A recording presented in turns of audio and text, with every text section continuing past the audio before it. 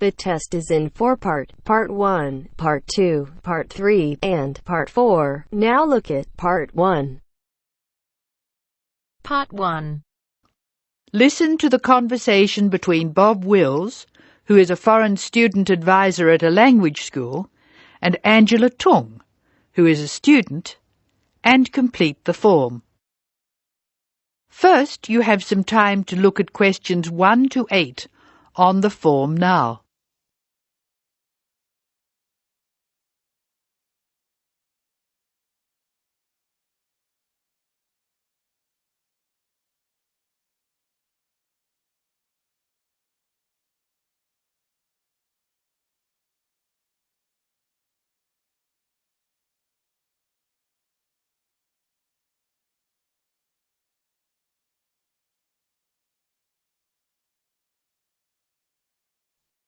You should answer the questions as you listen, because you will not hear the recording a second time. Now listen carefully and answer questions 1 to 8.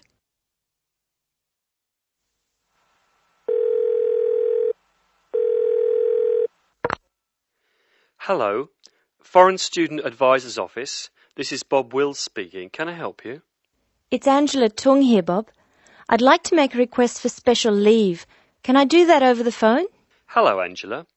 You can make that request by phone, but I'll have to fill the form out. Let me get the special leave form. OK, here it is. Tell me your student number, please. It's H for Harry, 5712. H5712. OK. What's your address, Angela? I live at 10 Bridge Street, Tamworth. 10 Bridge Street, Tamworth. And your phone number? The telephone number's 8106745. Thanks. What course are you doing? I'm in the writing class. Writing. Who's your teacher this term? Mrs. Green. She spells her name like the colour. Thanks. When does your student visa expire? Let me look. July 15. July 15. OK. Which term do you want to take leave? Do you want dates? First, I have to write a term number. When do you want to take leave? In term 1. OK. Term 1. Now, can you tell me what are the exact dates? I'd like to be away May 31 to June 4. OK, I've got that. You'll miss 4 working days between May 31 and June 4. Is that right? Only 3. I'll be away over a weekend. I'll be back at my classes on June 5, so that's 3 days away. Look at questions 9 to 12.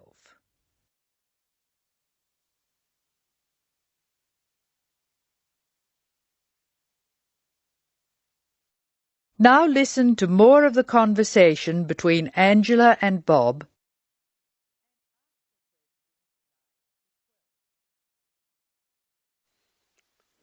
Why do you want to take leave, Angela? I'm going to visit my Aunt May. She's my mother's sister. She and her husband are my guardians while I'm here. Where do they live? About 50 kilometres from here, near Armidale. Do you have to take so long if they live nearby? My mother is coming with me. She's come for a holiday, so she wants to have some time with May. And I want to spend some time with my mother too. Aren't you going home soon? I've applied to extend my time here. I expect to go home in 12 months. That is the end of Part 1. You now have half a minute to check your answers.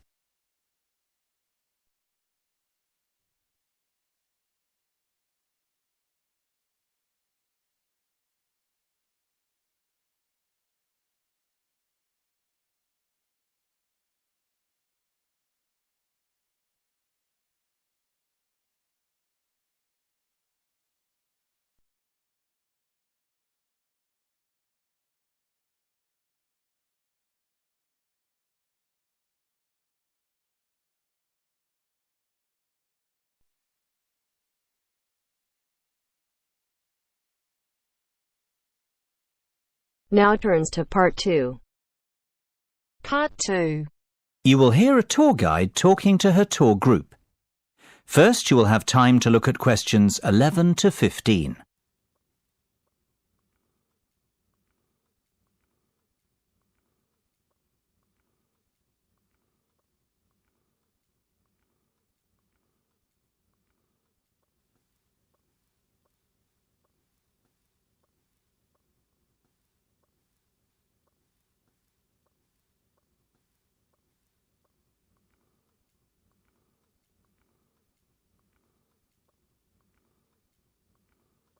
Now listen carefully and answer questions 11 to 15. Well, we certainly have a busy day ahead of us, so let's get started, shall we? You'll find a map of the museum with the itinerary I've just handed out. The museum's our first port of call, so let's have a look at the map now. The door on the right of the entrance hall leads into the gift shop and ticket centre. Once we pick up our entrance tickets, I'd ask everyone to deposit their bags and coats in the cloakroom, which is located towards the back of the gift shop and ticket centre. If you want to pick up an information leaflet, you can approach the information desk situated along the right-hand side. Now, once you come back into the entrance hall, the door on the opposite side to the gift shop leads into the art gallery. There is a special exhibition on there at the moment which is not to be missed. If you continue on up the entrance hallway, that leads into the main exhibition centre. At the back left-hand side, there are some toilets. Beside the toilets, you'll find the 3D theatre. I strongly recommend that you make time for the 30-minute presentation in the theatre. It is well worth a viewing. Running along the right-hand side of the main exhibition centre is the Modern Art Studio. Here, not only can you view some of the most famous works of the 20th century, but you can also sit in on a workshop run by a local artist. So, that's the Art Museum. Before you hear the rest of the discussion, you have some time to look at questions 16 to 20.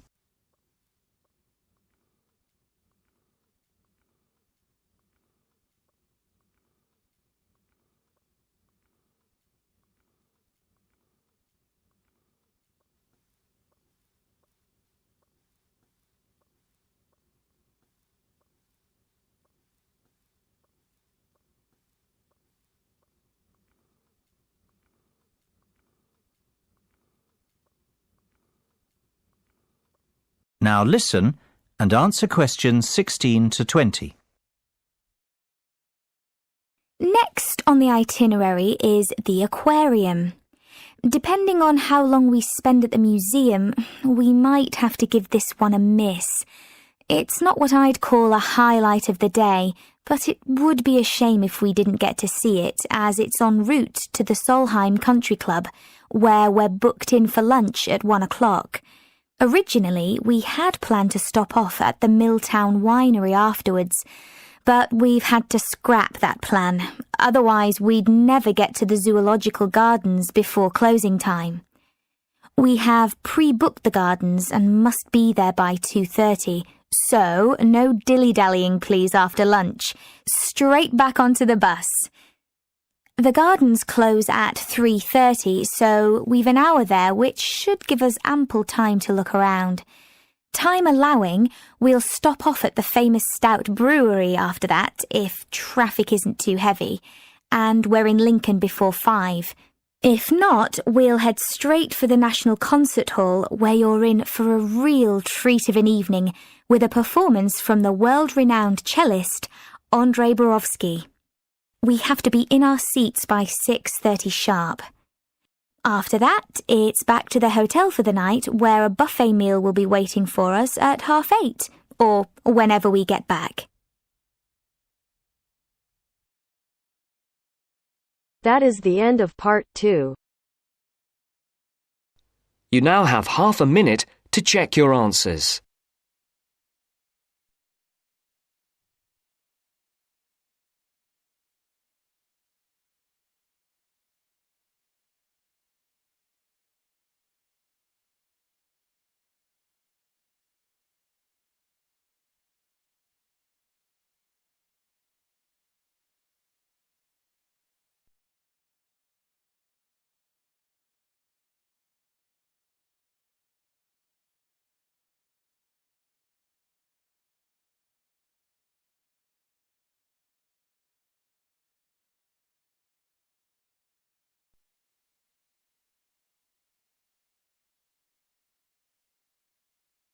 Now turns to part 3.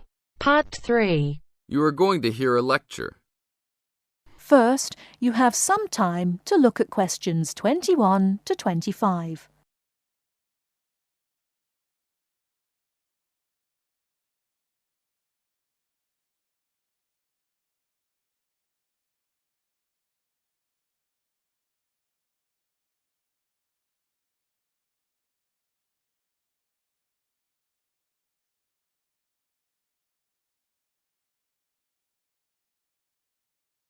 Now, listen carefully and answer questions 21 to 25. London being settled by the Romans explains their lust for blood. By about AD 200, the administration of Britain was divided in two. York became the capital of Britannia Inferior and London of Britannia Superior. Around the same time, the city also acquired its famous walls, probably about 20 foot high. Why did they build such high walls? It was a protective measure which may have been due to civil war, initiated when Governor Claudius Albinus tried to claim the imperial crown in Rome. Was paganism still predominant then? Yes, but Christianity appears to have reached the province at an early date, and only a year after the religion became officially tolerated in the empire, London had its own bishop, Restitutus, who is known to have attended the Imperial Council of Arles. You really delve deep. I think you'll do well on your tutorial paper. It's a great pleasure to welcome back Ms. Mary Kirk, who is a professional health advisor and physical education officer. Thank you, Peter, for the introduction. It's a pleasure to be back. Today we're going to discuss the benefits of exercise. University life is hectic and stressful. It also involves a lot of sedentary work, that is, sitting for many hours at a time. What I'd like to focus on is how to approach exercise, not only from the aspect of health benefits, but also as a form of stress relief. I know it's hard to organise your time around studies and socialising, but you can socialise while exercising. If you have an hour free in the morning, afternoon or evening, it would be a good idea to get together with your friends and create a sports team. Before you hear the rest of the talk, you have some time to look at questions 26 to 30.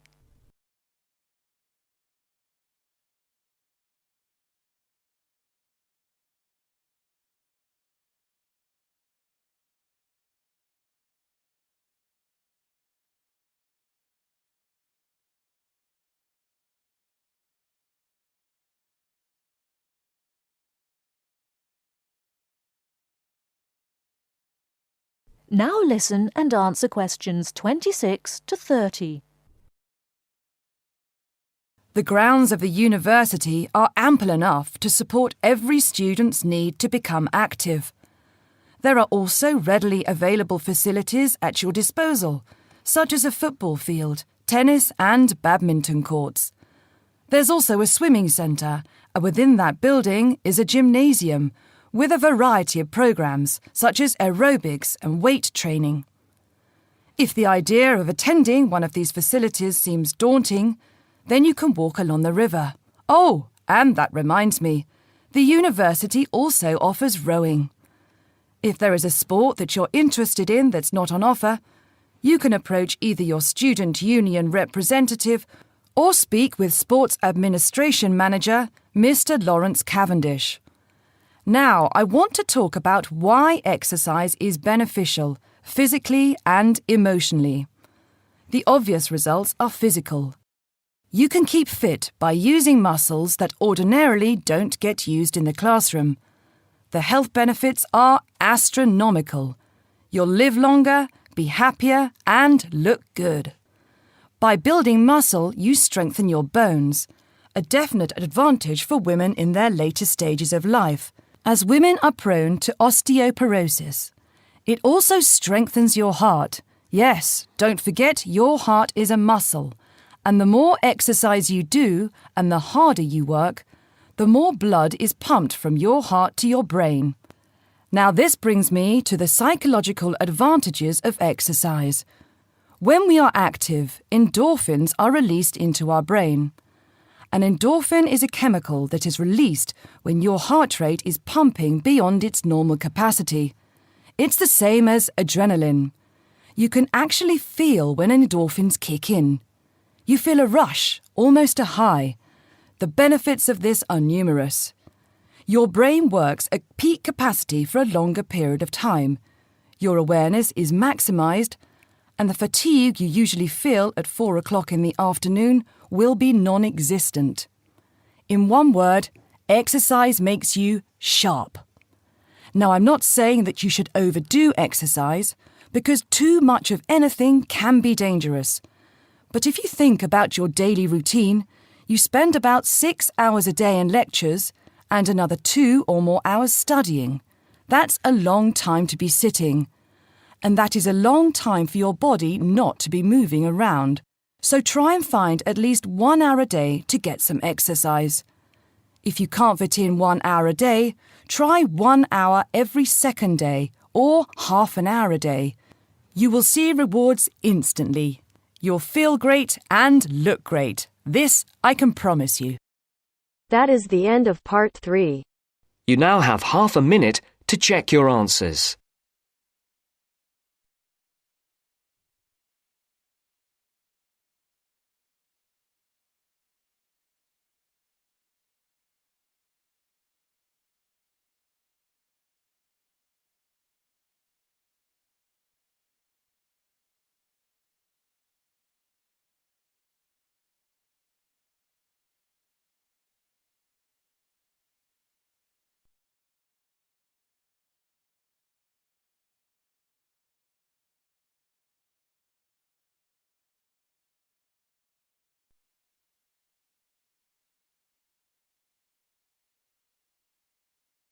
Now turns to part 4. Part 4. Listen to the following lecture about lightning. First, you have some time to look at questions 31 to 40.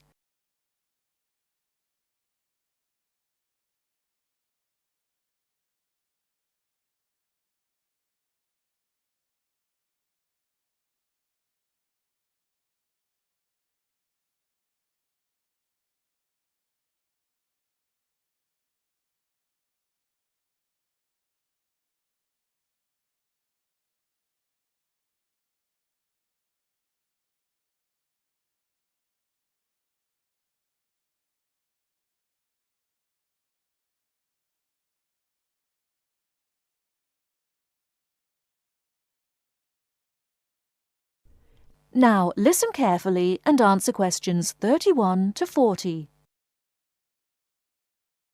In earliest times, man considered lightning to be one of the great mysteries of nature. Some ancient people believed that lightning and thunder were the weapons of God. In reality, lightning is a flow of electricity formed high above the earth.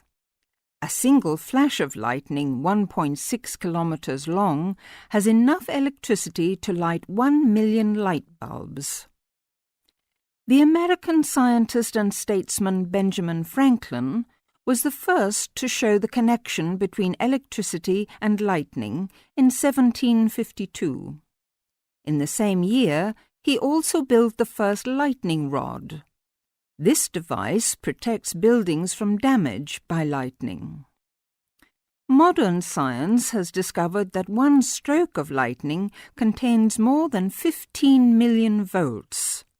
A spark between a cloud and the earth may be as long as 13 kilometers and travels at a speed of 30 million meters per second.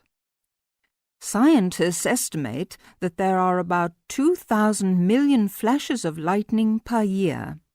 Lightning hits the Empire State Building in New York City 30 to 48 times a year. In the United States alone, it kills an average of 1 person every day. The safest place to be in case of an electrical storm is in a closed car. Outside, one should go to low ground and not under trees. Also, one should stay out of water and away from metal fences. Inside a house, people should avoid opening doorways and windows and not touch wires or metal things. With lightning, it is better to be safe than sorry. That is the end of part 4. You now have half a minute to check your answers.